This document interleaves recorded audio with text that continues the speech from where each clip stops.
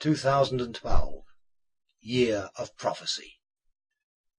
Many ancient civilizations experienced climate change and were destroyed by it, but in their texts and monuments they left behind their prophecies that the next great climatic upheaval will occur in 2012. And today our climate is changing. Is the prophecy becoming true?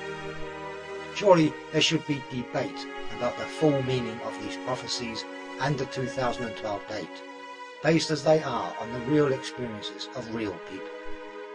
But our political and scientific establishments decided that our climate change is due to CO2 emissions alone.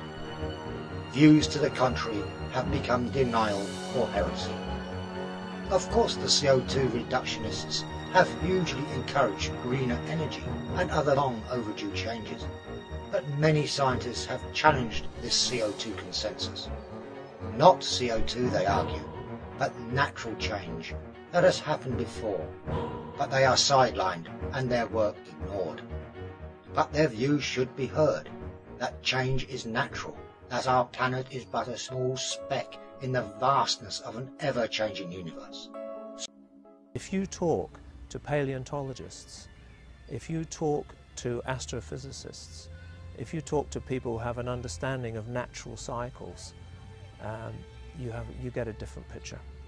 And they are complaining that their view is not getting through.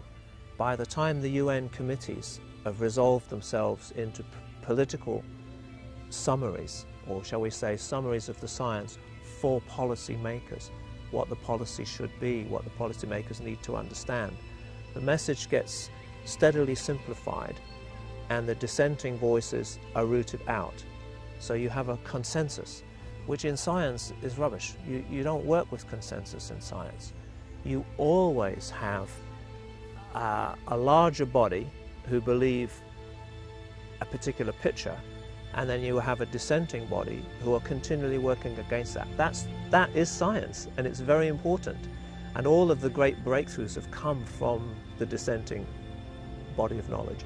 And you have to fight to get that view through, but you fight through objective presentation of information and facts.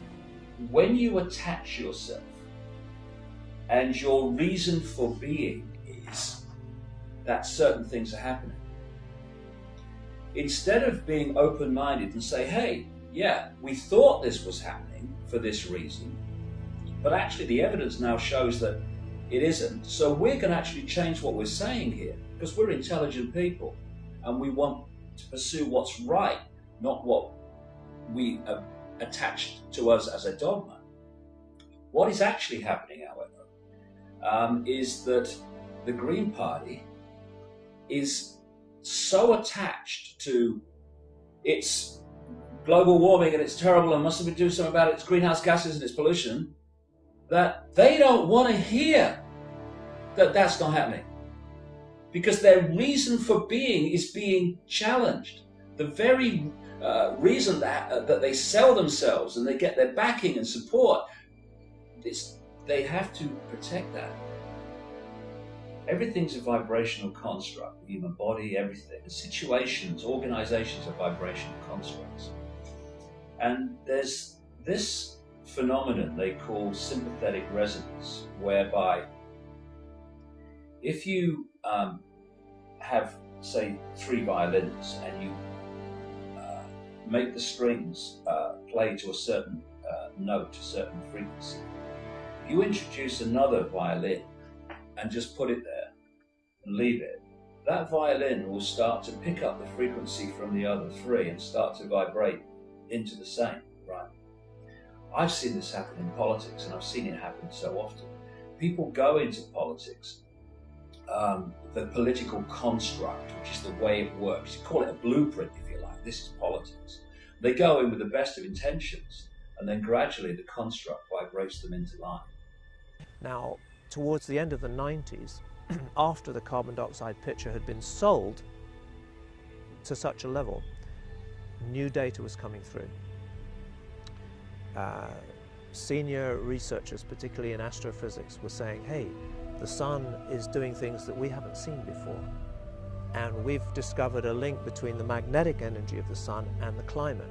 That hadn't been suspected before. So that should then be taken on board and go, oh, new information? We should look at this. No, that's not what happens. Oh, new information. This is a problem. It sort of muddies the water. We can't give a mixed message. The policymakers need clear guidance. And science does not want to say, actually, we're not really sure about this. It means that our computers can't predict, and you don't need to give us all these billions because we can't answer your question. The science isn't going to say that. So the scientific establishment defends its position. The environmental groups who've been gathering campaign momentum around this, they're not ready to change. And the media, actually, so many science journalists have signed up and they've been at the forefront of the campaign. They find it very hard to change as well. So you have this kind of collusion going on, which is actually quite scary because it means that the real issue, there is a real problem on the horizon, and it's not gaining any attention. It's certainly not gaining financial resources, and that is the climate is unstable. It's always actually been unstable, but we haven't noticed because we've been in a relatively stable period.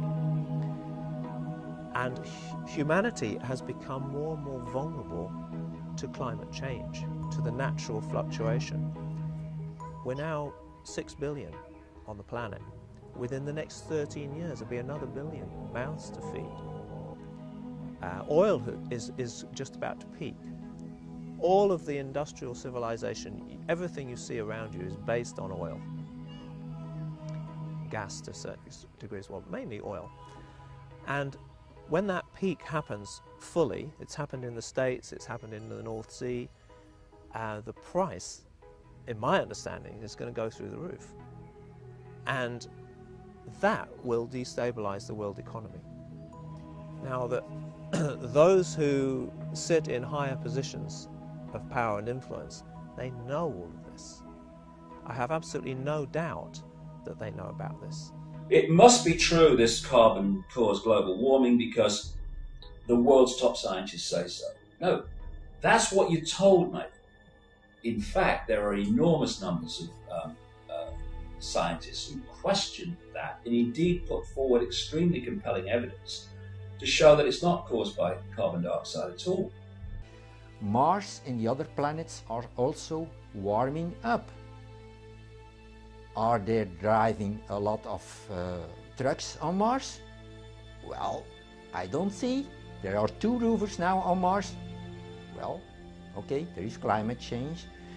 And this theory, in fact, hurts a lot of scientists.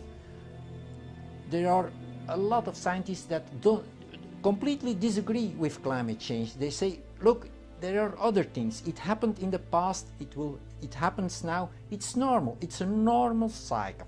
Why is everybody so upset? A lot of the cycles, and people are talking about the sun entering a new place of the galaxy, a new part of the galaxy that we haven't been around for hundreds of millions of years. There are lots of unknowns on an astrophysics level. None of these scientists know exactly what drives the cycles of the sun. And we think of the sun, up until recently scientifically, the sun was a constant point of light, like a nuclear reactor, virtually constant. It was called the solar constant. If you just focus on the light of the sun, it is pretty constant. Actually, even the light of the sun has a 11-year cycle. It varies by 0.01%. Now that's not constant, right? But on a magnetic level, and nobody looked at the magnetic cycles of the sun until recently. We didn't have the instruments.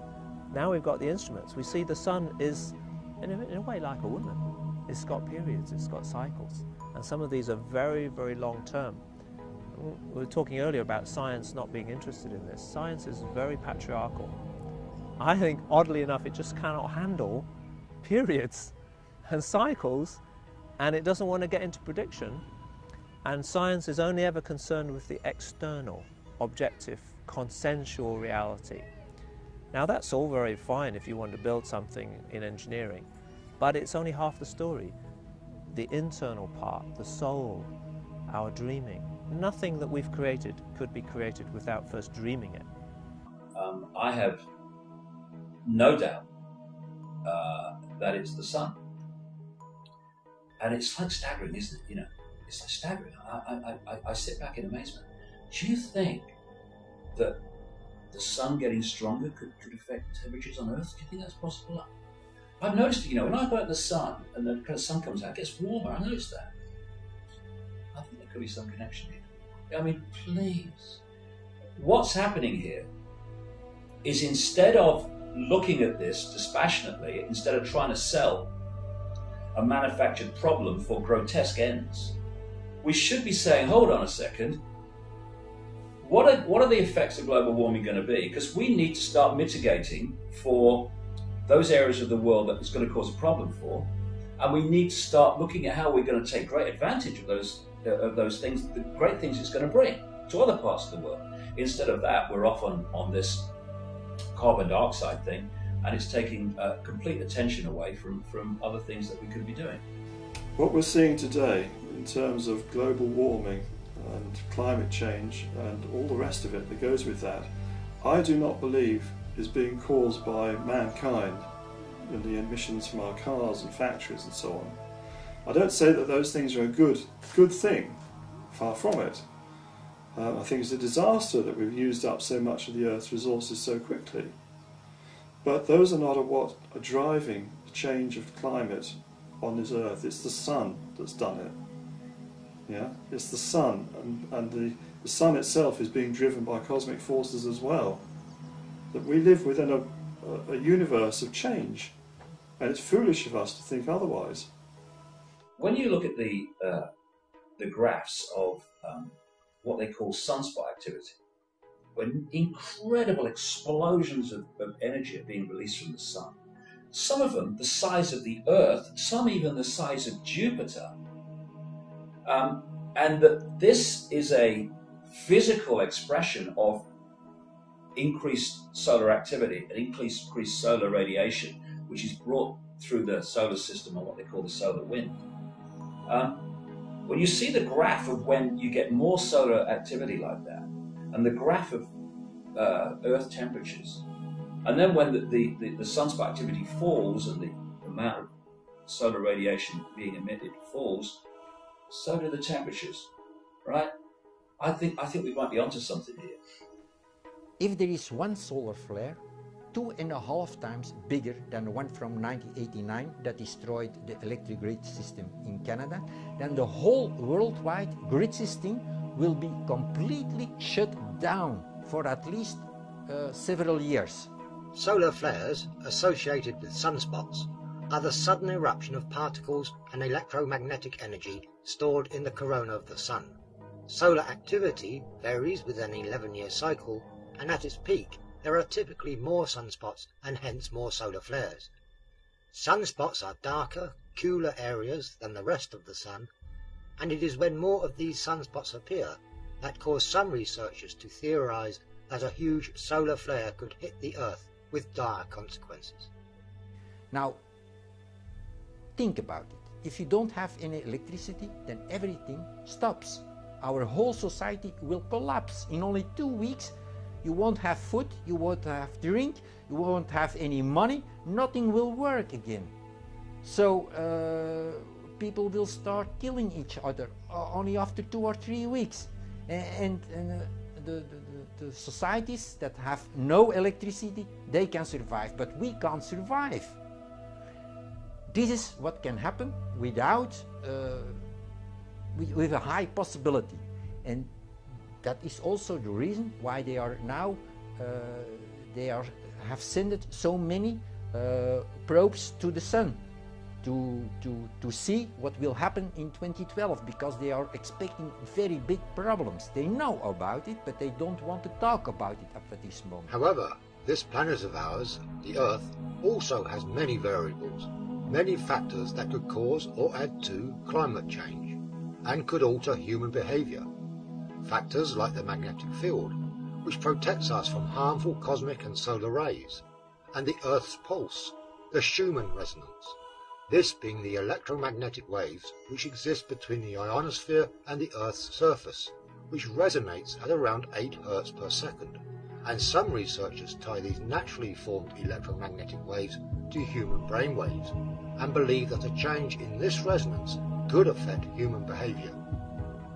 I've spent the bulk of my adult life studying and researching ancient texts, traditions, cultures, the wisdom of those who have come before us. And they do, in fact, the texts, some of the calendars going back over 18,000 years, that's before the last ice age, all point to this time in history. And they say that we are living a very unique time. In the words that they left for us, they describe the time as a time of great change, and we've all heard about the prophecies that all converge in this moment in history. And that doesn't mean a lot to someone in the West, because we tend to discount those. Well, as a scientist, what I can tell you as a former Earth scientist is that we are seeing measurable parameters that are changing and appear to be converging. For example, the magnetic fields of the Earth are in rapid decline right now. They reached the peak about 2,000 years ago. They have declined consistently, never looked back since then. We are now at the lowest magnetic point in global magnetics that we've been the last 2,000 years. So in the geologic record, we can see this has happened at least 14 times in the last 4.5 million years. It generally, in the past, has been a precursor to what scientists call a reversal or a flip in the magnetic fields of the Earth. Not the Earth physically, rather the energetic sense, the field itself. And it's got to be a really weird day, the day that this happens. People obviously have lived through it before. The Hopi have talked about it in their traditions. Biblical traditions talk about this in Egyptian traditions. What we know is that the magnetic fields in our bodies are very closely related, that a change in the magnetic fields of the Earth affect our dream states.